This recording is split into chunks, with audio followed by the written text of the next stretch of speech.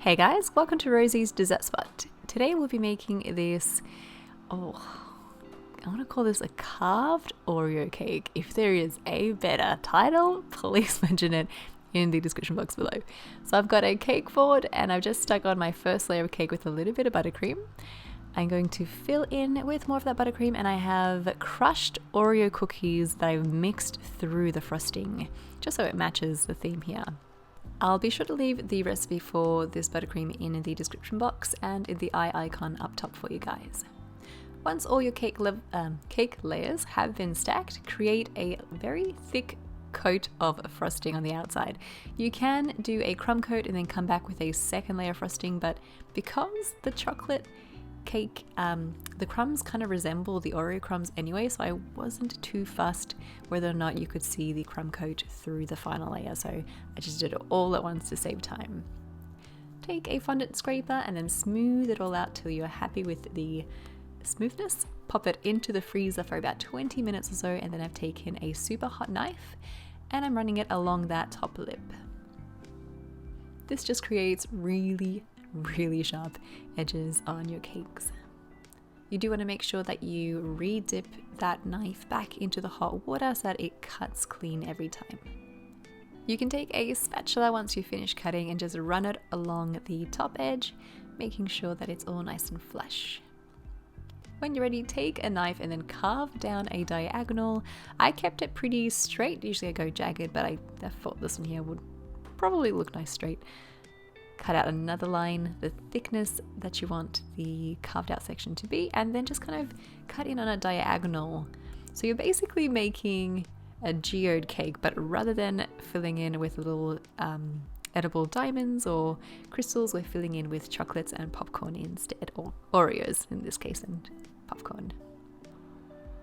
As I'm cutting, I'm leaning that knife on a diagonal from the top and on a diagonal from the bottom as well, and that way it meets right in the middle, nice and deep and indented. Once you're happy with the depth of your cut, you can create a crumb coat. So I've just taken some more of that Oreo frosting and I'm placing it in the middle. Basically what this is going to do is create a glue for us to stick our edible decorations on, and it also creates a barrier so that if you can see past the spaces between the decorations, at least it looks neat because you're seeing through to the same frosting on the rest of the cake rather than a crumb.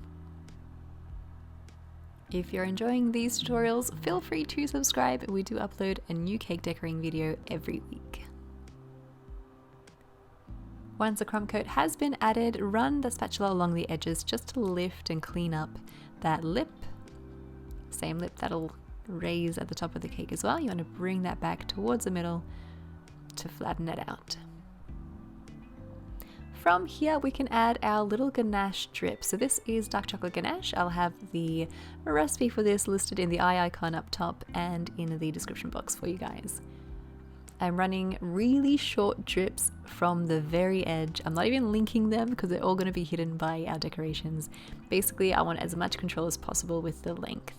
So if you arc to connect them, what happens is that long puddle will continue to feed the drip and it'll just keep dripping longer and longer. So if you break it up, usually you have a lot more control over the length.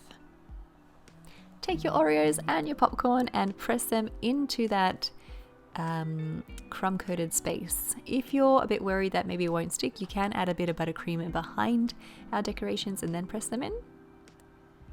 And for the very top of the cake, I've reserved some of those larger cookies and just creating a large section of decoration right at the top. You could stop right there, or you could go on with some edible druggies. I've used silver edible druggies in 2 different sizes. And that is how you make a fun Oreo carved cake with Oreos spilling out from the inside. I hope you guys enjoyed this video tutorial and give it a go. Hashtag Rosie's Dessert Spot if you do, so I can see your awesome creations too. Feel free to subscribe and we'll catch you again in the next one.